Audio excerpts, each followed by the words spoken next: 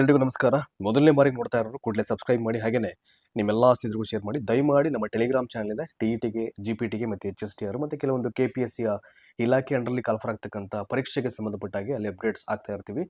Description box click ಮಾಡ್ತು ಅಂತಂದರೆ ನಿಮಗೆ ಪರೀಕ್ಷೆಗೆ ಪೂರಕವಾದಂಥ ಎಲ್ಲ ಲಿಂಕ್ಸು ಫ್ರೀ ಆಫ್ ಕಾಸ್ಟಲ್ಲಿ ಅವೈಲೇಬಲ್ ಇದೆ. ನೀವು ಕ್ಲಿಕ್ ಮಾಡಿ ಜಾಯ್ನ್ ಆಗ್ಬೋದು. ನೋಡಿ, ಕರ್ನಾಟಕ ರಾಜ್ಯಪತ್ರ ಸ್ಟೇಟ್ ಗೆಜೆಟಲ್ಲಿ ಒಂದು ಇಂಪಾರ್ಟೆಂಟ್ ಅಧಿಸೂಚನೆ ಬಂದಿರುವಂಥದ್ದು.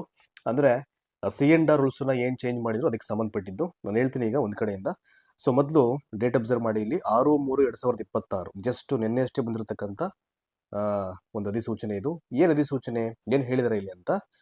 ಕರ್ನಾಟಕ ರಾಜ್ಯ ನಾಗರಿಕ ಸೇವೆಗಳ ಅಧಿನಿಯಮ 1978, 1990 ಕರ್ನಾಟಕ ಅಧಿನಿಯಮ 14, ಕಾಲಂ 3ನೇ ಪ್ರಕರಣದ 2ನೇ ಉಪ ಪ್ರಕರಣದ ಎ ಖಂಡವನ್ನು 8ನೇ ಪ್ರಕರಣದೊಡನೆ ಓದಿಕೊಂಡಂತೆ ಮತ್ತು ತನ್ನ ಮೂಲಕ ಅಗತ್ಯಪಡಿಸಲಾದಂತೆ ಕರ್ನಾಟಕ ಶಿಕ್ಷಣ ಇಲಾಖೆ ಸೇವೆಗಳು, ಸಾರ್ವಜನಿಕ ಶಿಕ್ಷಣ ಇಲಾಖೆ ನೇಮಕಾತಿ ತಿದ್ದುಪಡಿ ನಿಯಮಗಳು 2026ರ ಕರಡನ್ನ ದಿನಾಂಕ 21/1/2026 ಮತ್ತು 22/1/2026ಗಳಂದು ಕರ್ನಾಟಕ ರಾಜ್ಯಪತ್ರದ ವಿಶೇಷ ಸಂಚಿಕೆಯ ಭಾಗ, ಅಂದರೆ ಪ್ರತಿಯೊಂದು ಸಂಚಿಕೆಗೂ ಒಂದು ಬಾಲ್ಟ್ ಅಂತ ಬರುತ್ತೆ, ಒಂದು ಸಂಖ್ಯೆ ಅಂತ ಇರುತ್ತೆ. ಸೊ ಅಲ್ಲಿ ಅವರು ಡಿಸ್ಕ್ಲೋಸ್ ಮಾಡಿ, ಅಂದರೆ ಪ್ರಕಟ ಮಾಡಿ, ಡಿಸ್ಕ್ಲೋಸ್ ಮಾಡಿದಂಥ ದಿನಾಂಕದಿಂದ 15 ದಿನಗಳ ಒಳಗೆ ಅದರಿಂದ ಬಾಧಿತರಾಗ್ತಕ್ಕಂಥ ಸಂಭವವಿರುವ ಎಲ್ಲಾ ವ್ಯಕ್ತಿಗಳಿಂದ ಆಕ್ಷೇಪಣೆಗಳನ್ನು ಮತ್ತು ಸಲಹೆಗಳನ್ನು ಆಹ್ವಾನಿಸಲಾಗಿರುವುದರಿಂದ, ಸೊ ಯಾವುದೇ ರೀತಿಯ ಸೂಚನೆಗೆ ಐ ಥಿಂಕ್ ಬಿಟ್ಟಾಗ ಏನಾಗುತ್ತೆ, ಕೆಲವೊಂದು ಅಬ್ಜೆಕ್ಷನ್ಸ್ ಅನ್ನು ಅವ್ರು ಕೇಳಲಿಕ್ಕೆ ಒಂದಷ್ಟು ದಿನಗಳನ್ನು ಕೊಡಬೇಕಾಗತ್ತೆ ಪಬ್ಲಿಕ್ಗೆ.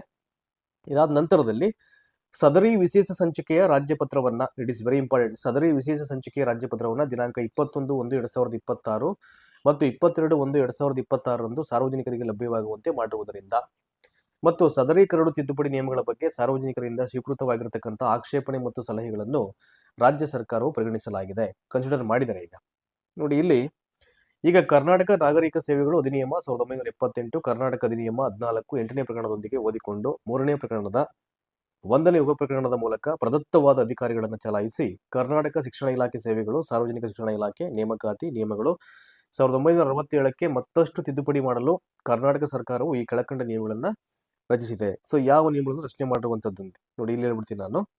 ಸೊ ಶೀರ್ಷಿಕೆ ಇದೆಲ್ಲ ನಾನು ಜಾಸ್ತಿ ಹೇಳಲಿಕ್ಕೆ ಹೋಗಲ್ಲ.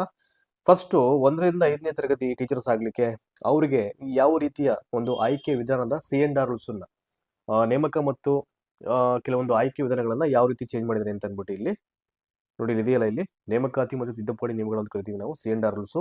ಪ್ರಾಥಮಿಕ ಶಾಲಾ ಶಿಕ್ಷಕರು 1ರಿಂದ 5ನೇ ತರಗತಿಗೆ ಸಂಬಂಧಪಟ್ಟಂತೆ ಕ್ರಮ ಸಂಖ್ಯೆ 66ರಲ್ಲಿನ ನಮೂದುಗಳಲ್ಲಿ ಅಂಕಣ ಸಂಖ್ಯೆ 3ರಲ್ಲಿನ ಆಯ್ಕೆ ವಿಧಾನ ಶೀರ್ಷಿಕೆ ಅಡಿಲಿನ ಅಂಶ 1ರಲ್ಲಿ ಏನು ಹೇಳಿದರೆ ಅದರಲ್ಲಿ ನೋಡಿ ಉಪಖಂಡ ಅಂತಿದೆ.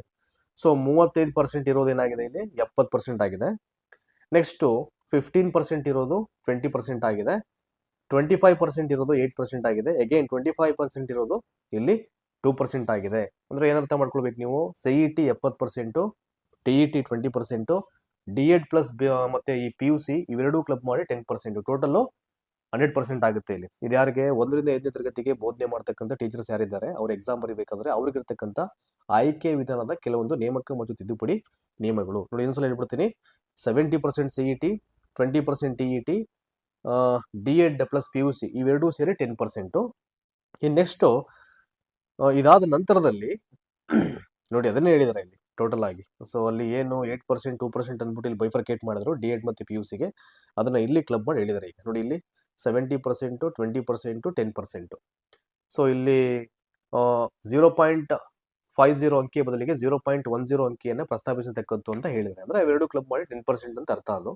ಇನ್ನು ನೆಕ್ಸ್ಟು 6 to 8 ಟೀಚರ್ಸ್ ಕೈಯಲ್ಲಿ ನೋಡಿ, ಇನ್ನೂ ಹೇಳಿದ್ದಾರೆ ಇಲ್ಲಿ. ಅವ್ರಿಗೆ ಏನು ಹೇಳಿದ್ದಾರೆ ಇಲ್ಲಿ, ಪದವೀಧರ ಪ್ರಾಥಮಿಕ ಶಿಕ್ಷಕರು 6ರಿಂದ 8ನೇ ತರಗತಿಗೆ ಸಂಬಂಧಪಟ್ಟಂತೆ ಕ್ರಮ ಸಂಖ್ಯೆ 66A ಅಲ್ಲಿನ ನಮೂದುಗಳಲ್ಲಿ ಅಂಕಣ ಸಂಖ್ಯೆ 3ರಲ್ಲಿ 3 ಆಯ್ಕೆ ವಿಧಾನ ಶೀರ್ಷಿಕೆ ಅಡಿಲಿನ ಅಂಶ 1ರಲ್ಲಿ ಅಂತ ಮೆನ್ಷನ್ ಮಾಡಿದರೆ ಇಲ್ಲೇನು ಚೇಂಜಸ್ ಇದೆ, ಸೊ ಅದನ್ನು ಹೇಳ್ಬಿಡ್ತೀನಿ ನಾನು ಈಗ. ಇಲ್ಲಿ ನೋಡಿ, ಇಲ್ಲೂ ಅಷ್ಟೇ CET 70%, TET 20%. ಸೊ ಇಲ್ಲಿ ಡಿಗ್ರಿ ಪ್ಲಸ್ B.Ed, ಪದವಿ ಪ್ಲಸ್ B.Ed ಬಂದು ಇಲ್ಲಿ ಒಂದು 8% ಪ್ಲಸ್ 2% 10% ಆಗುತ್ತೆ. ಸೊ ಇಲ್ಲಿ ಹೇಳಿದ್ರಲ್ಲ ಅದನ್ನು, CET 70%, TET 20%, B.Ed plus degree plus B.Ed ಇವೆರಡು ಕ್ಲಬ್ ಮಾಡಿ ಇಲ್ಲಿ 10% ಅಂತ ತಗೊಂಡಿದ್ದಾರೆ. ಅಂದರೆ 30 ಇರೋದನ್ನ ಆ ಅಂಕಿಗೆ ಬದಲಾಗಿ 0.10 ಅಂದರೆ 10% ಅಂತ ಪ್ರಸ್ತಾಪಿಸತಕ್ಕದ್ದು ಅಂತ ಹೇಳಿದ್ದಾರೆ. ನಿಮ್ಗಿದು ಸ್ವಲ್ಪ ಕ್ಲಾರಿಟಿ ಬೇಕು ಅಂತಂದರೆ ನೋಡಿ, ನೀಟಾಗಿ ಅರ್ಥ ಆಗುತ್ತೆ. ಇಲ್ಲೊಂದು ಕೊನೆಯಲ್ಲಿ ಒಂದು ಕಾಪಿ ಅಟ್ಯಾಚ್ ಮಾಡಿದ್ದೀನಿ ನೋಡಿ. ಇಲ್ಲಿ ನಿಯಮಗಳಲ್ಲಿ ಬದಲಾವಣೆ ಏನು, 1ರಿಂದ 5ನೇ ತರಗತಿ ಅಂಕಗಳು. ಸೊ ಪರೀಕ್ಷೆ ಪ್ರಸ್ತುತ ಈಗ ಚೇಂಜ್ ಆಗಿರ್ತಕ್ಕಂಥ CNR ರೂಲಲ್ಲಿ ಸೊ 35% ಇದ್ದಿದ್ದು ನೋಡಿ ಇಲ್ಲಿ 70% ಆಗಿದೆ. ಅಬ್ಸರ್ವ್ ಮಾಡಿ ಇಲ್ಲಿ. ಸೊ ನೆಕ್ಸ್ಟು TET 15% ಇದ್ದಿದ್ದು 20% ಆಗಿದೆ. ಸೊ ನೆಕ್ಸ್ಟ್ ಬನ್ನಿ, D.Ed 25% ಇರೋದು 8% ಆಗಿದೆ. PUC 25% ಇದ್ದಿದ್ದು 2% ಆಗಿದೆ. ಸೊ ಇಲ್ಲಿ D.Ed ಪ್ಲಸ್ B.Ed ಇವೆರಡೂ ಸೇರಿ 10% ಅಂತ ಅರ್ಥ ಮಾಡ್ಕೊಳ್ಬೇಕು. ಅದನ್ನ 0.10 ಅಂತ ಅದನ್ನೇ ಹೇಳಿರೋದು ಅವರು. ಇದು 1 ರಿಂದ 5ನೇ ತರಗತಿ ಬೋಧನೆ ಮಾಡ್ತಕ್ಕಂಥ ಟೀಚರ್ಸ್ಗೆ ಎಕ್ಸಾಮ್ ಬರೀಬೇಕಾಗಿರತಕ್ಕಂಥ ಆಯ್ಕೆ ವಿಧಾನಗಳು C&R.